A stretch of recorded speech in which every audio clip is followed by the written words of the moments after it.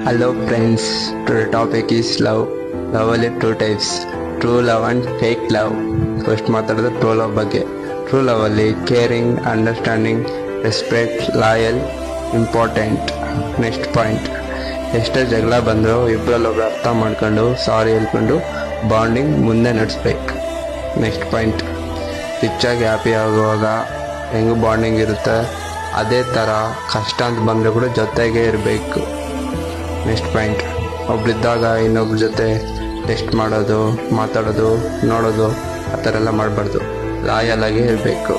Next point, ನಿಮ್ಮ ಮೇಲೆ ಸ್ವಲ್ಪ ಡೌಟ್ಸ್ ಬರುತ್ತೆ, ಆವಾಗ ಮೊಬೈಲೇ ಚೆಕ್ ಮಾಡ್ತಾರೆ. ನೀವು ಆ ರೀಸನಿಂದ ಬಿಟ್ಟೋಗ್ಬಾರ್ದು. ಯಾಕಂದರೆ ನಿಮ್ಮ ಮೇಲೆ ನಂಬಿಕೆ ಇರುತ್ತೆ.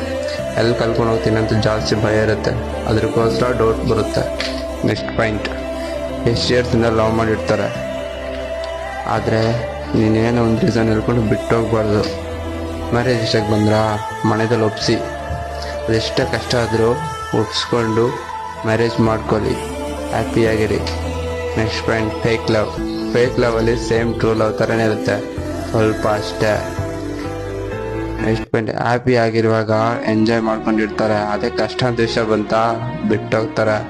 ನೆಕ್ಸ್ಟ್ ಪಾಯಿಂಟ್, 5 ನಿಮಿಷ ನೆಮ್ಮದಿಗೋಸ್ಕರ ಸ್ವಲ್ಪ ಜನ ಮಾಡ್ತಾರೆ. ನೆಕ್ಸ್ಟ್ ಪಾಯಿಂಟ್, ಏನಕ್ಕೆ ಯೂಸ್ ಮಾಡಬೇಕು ಅದಕ್ಕೆ ಯೂಸ್ ಮಾಡ್ತಾರೆ, ಬೇರೆದಕ್ಕೆಲ್ಲ ಏನೊಂದು ರೀಸನ್ ಹೇಳ್ತಾ ನನಗೆ ಆ ಕೆಲಸ ಇದೆ ಈ ಕೆಲಸ ಇದೆ ಅಂತ ಹೋಗ್ತಾರೆ. Next main points in love. ಪ್ರತಿಯೊಂದು ಮೂಮೆಂಟು ಎಂಜಾಯ್ ಮಾಡಿ. ಜಗಳ ಆದಾಗ ಸಾರಿ ಅಂತೇಳಿ, ಅದೇ ಖುಷಿ ಇದ್ದಾಗ ಲವ್ ಯು ಅಂತೇಳಿ. ನಿಮ್ಮ ಬಾಂಡಿಂಗ್ ಸೂಪರ್ ಆಗಿರುತ್ತೆ. ನಿಮ್ಮ ಲವ್ ಯಾವ ಥರ ಅಂತ ಕಮೆಂಟ್ ಮಾಡಿ. ಮತ್ತೊಂದು ವಿಡಿಯೋಕ್ಕೆ ಫಾಲೋ ಮಾಡಿ ಗಾಯ್ಸ್.